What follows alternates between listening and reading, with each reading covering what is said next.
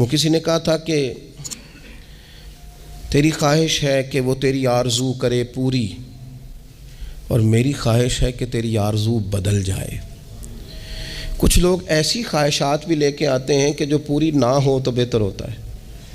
اس لیے آپ کو پتہ ہے موت مانگنا جائز نہیں دین میں۔ مصائب سے گھبرا کر، مشکلات سے گھبرا کر، زندگی کے مد و جزر سے پریشان ہو کر موت کا سوال کرنا جائز نہیں۔ کس طرح جائز ہے؟ ان لفظوں کے ساتھ دعا کر سکتا ہے کہ یا اللہ جب تک میری زندگی بہتر ہے مجھے زندہ رکھ، اور جب میرا دنیا سے جانا بہتر ہے پھر تو مجھے اپنی بارگاہ میں بلا لے۔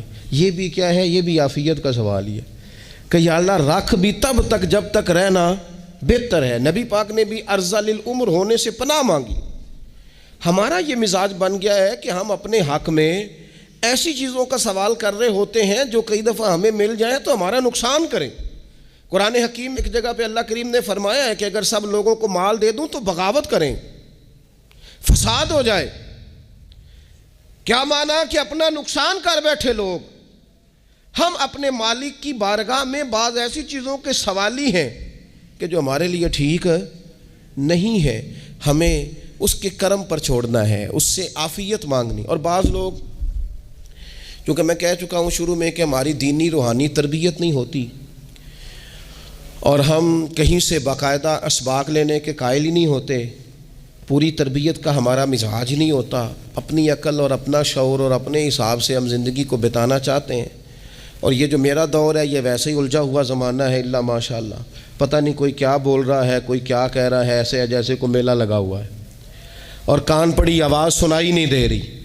جس کی دکان پر کوئی گاہک نہیں وہ بھی کہہ رہا ہے لائنیں بنا لو۔ ایسا الجھا ماحول ہے اور ایسی آزمائش ہے کہ لوگ بیچارے پریشان ہیں۔ دیکھیں جب تربیت کے ساتھ انسان آگے بڑھتا ہے نا، ہمارے پاس مقتدا ہے اللہ رسول کا کلام، ہمارا پیشوا ہے رب رسول کا فرمان۔ جب ہم کتاب و سنت کی روشنی میں آگے بڑھتے ہیں تو پھر ہمارے لیے منزل آسان بھی ہوتی ہے اور قریب بھی ہوتی ہے، پھر ہمارے لیے آگے کی طرف سفر کرنا، آگے بڑھ جانا یہ آسان ہوتا ہے۔ آپ غور کریں جو لوگ دنیا میں کامیاب رہے، بھلا کس طرح کامیاب رہے؟ وہ اس طرح کامیاب رہے کہ انہوں نے نا اپنے رب سے عافیت مانگی، اللہ تعالیٰ نے خود بخود ان کے لیے رستے بنائے۔ آپ تاریخ پڑھیں گے بعض لوگوں کی تو لگ نہیں رہا تھا کہ وہ اتنی کامیابی حاصل کریں گے۔ دیکھ لیں آپ، حضرت غوث اعظم جیلانی رضی اللہ تعالیٰ عنہ بغداد شریف تشریف لاتے ہیں تو ان کی کیفیت یہ ہے کہ پتے کھا کے گزارا کرنا پڑتا ہے، یعنی پیچھے کوئی ایسا بیک گراؤنڈ کسی کا بنایا ہوا ادارہ، کوئی بڑی خانقاہ، کوئی بڑے لمبے چوڑے والد صاحب کے مریدین، کوئی بڑا لمبا سلسلہ نہیں مل رہا۔ ان کو بظاہر پتے کھا کے گزارا کرنا پڑتا ہے، لیکن چونکہ وہ نکلے ہیں اللہ کی مدد کے ساتھ، انہیں اللہ نے تائید دی ہے، فضل فرمایا ہے، تو نتیجہ یہ نکلا ہے کہ 70 ہزار بندہ ایک ایک وقت میں تربیت لینے کے لیے ان کے سامنے موجود ہے۔ یہ اللہ نے اسباب بنائے ہیں، کیونکہ جب رب عافیت عطا کرتا ہے تو پھر اللہ اسباب بھی پیدا فرماتا ہے۔ ہمارا ذہن تو تھک جاتا ہے سیاست کرتے کرتے، ہم تو جناب پوری ترتیب سے ہمیں سلیقہ آتا ہے کس طرح کر کے کس بندے کو کیسے قائل کرنا ہے، پورے طور پر ہم وہ ساری زندگی سیاست کرتے رہتے ہیں۔ وہ خاندانوں میں بھی چلتی ہے، گلی محلے میں بھی چلتی ہے، دوستوں میں بھی چلتی ہے، اور بعد میں پتہ چلتا ہے کہ یہ پتے کھیل کون رہا تھا، اصل میں صلح کرانے والا تھا کہ لڑائی کرانے والا تھا، یہ سب کا خیر خواہ تھا، یہ سب کی ذہن کے اندر فطور کی آمیزش ہی اس شخص کی وجہ سے تھی۔ ہم چونکہ وہ خاص عافیت اللہ سے نہیں مانگتے، ہماری مخصوص سیاست ہوتی ہے سبھی کو راضی رکھو، اس کا نتیجہ یہ نکلتا ہے کہ ایک ٹائم آتا ہے کوئی بھی راضی نہیں رہتا۔ ہم اگر اپنے مالک کی طرف رجحان کریں اور اللہ نے جو ہمیں شعور دیا ہے اس شعور کو لے کر اللہ کی بارگاہ کی طرف بڑھیں، آپ یقین کریں اعلیٰ حضرت بریلوی رحمۃ اللہ علیہ کی کتابیں ہیں، ایک ایک کتاب پر پی ایچ ڈی ہو رہی ہے، اور انہوں نے 150 سال پہلے بیٹھ کر جو کچھ لکھا تھا بین ہی لفظ بلفظ اس کی ضرورت آج محسوس ہو رہی ہے اور آنے والے وقت میں بڑھ رہی ہے، لیکن ان کے پاس کوئی ٹیم نہیں تھی، 50 لوگ نہیں تھے جو ان کے پاس بیٹھ کے لکھواتے، اپنا پریس نہیں تھا، ایسے لوگ نہیں تھے کہ جن کو پتہ ہوتا کہ کتاب ہم کل چھاپیں گے اور اتنے فیصد یہ مارکیٹ میں نکل بھی جائے گی، ایسا کچھ نہیں تھا۔ کیا تھا؟ اللہ کی مدد ساتھ تھی، تائید ایزوی ساتھ تھی، اللہ نے اپنی عافیت میں رکھا تھا۔ وہ قرآن مجید کی آیت کا ترجمہ کرتے ہیں نا اعلیٰ حضرت، اہدنا الصراط المستقیم، یا اللہ ہمیں سیدھی راہ پہ چلا۔ بہت سارے مفسرین نے کہا اے اللہ ہمیں سیدھا راستہ دکھا، فرماتے ہیں اے اللہ ہمیں سیدھی راہ پر چلا۔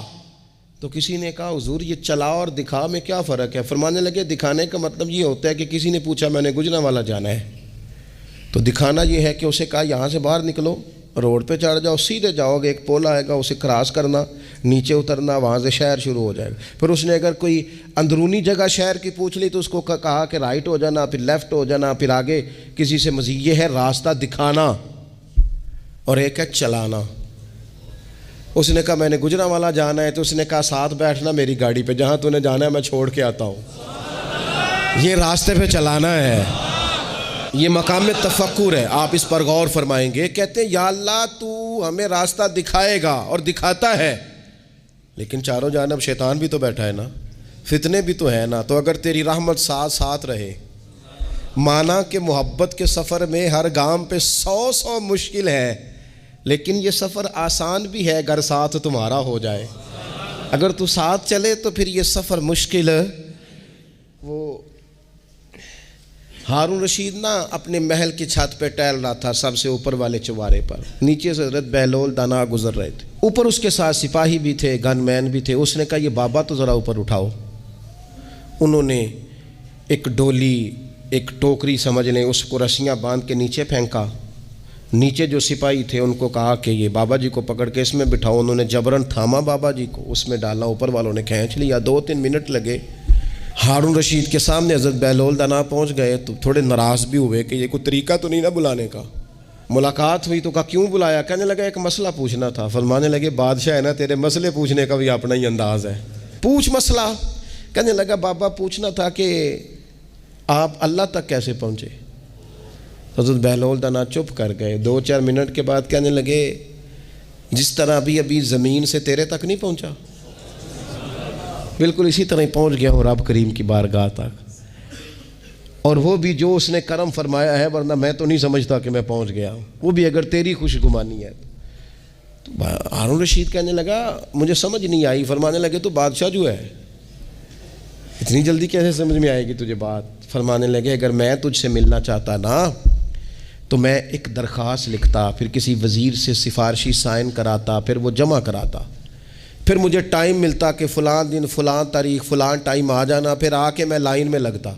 پھر بھی تو بادشاہ ہے، تیرا موڈ بنتا ملنے کا کہ نہ بنتا۔ جب میں چاہتا تو پتہ نہیں کتنا ٹائم لگ جاتا، جب تو نے چاہا ہے نا تو 1 منٹ بھی نہیں لگا۔ فرمانے لگے میں نے دعویٰ ہی نہیں کیا کہ میں جد و جہد کر کے پہنچوں گا، میں نے تو رب کی بارگاہ میں عاجزی کی ہے، پھر رب نے ہی کرم فرمایا ہے، اسی نے مہربانی کی ہے۔ مانا کہ محبت کے سفر میں ہر گام پہ 100 مشکل ہے، لیکن یہ سفر آسان بھی ہے اگر ساتھ تمہارا ہو جائے۔ اس کے کرم کا ساتھ رہا ہے، اس سے عافیت مانگی ہے، اپنے آپ کو اس کے سپرد کیا ہے تو اس نے کرم کر دیا۔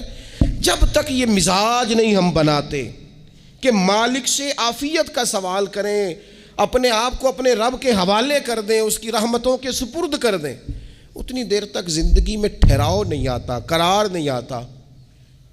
مشکات میں موجود ہے، اللہ کے پیارے رسول صلی اللہ تعالیٰ علیہ وسلم تیمارداری کے لیے گئے تو صحابہ کرام فرماتے ہیں وہ بندہ نا اتنا پتلا نحیف اور لاغر ہو گیا تھا جس طرح چڑیا کا بچہ ہوتا ہے، کمزوری ضعف طاری تھا۔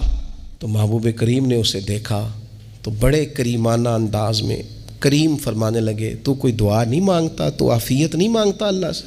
عرض کی یا رسول اللہ صلی اللہ تعالیٰ علیہ وسلم، میں نے اپنے رب کی بارگاہ میں عرض کی ہے مالک قیامت کا عذاب بڑا سخت ہے، میں نہیں برداشت کر سکتا، تو نے اگر مجھے کوئی سزا دینی ہے تو یہیں دے لے، قیامت کو نہ دینا۔ تو کہتے ہیں محبوب فرمانے لگے سبحان اللہ، او خدا کے بندے تو رب کی سزا دنیا میں بھی نہیں سہ سکتا، اللہ سے یہ بھی سوال نہ کر، تو رب سے کہہ ربنا آتنا فی الدنیا حسنۃ وفی الآخرۃ حسنۃ وقنا عذاب النار، تو رب سے دنیا میں بھی حسنہ مانگ، بھلائی مانگ، تو آخرت کے لیے بھی بھلائی مانگ، تو اس سے عافیت کا سوال کر۔ تو نے یہ سوال کیوں کیا؟ عرض کی یا رسول اللہ کرم ہو گیا ہے، مجھے سمجھ آ گئی ہے۔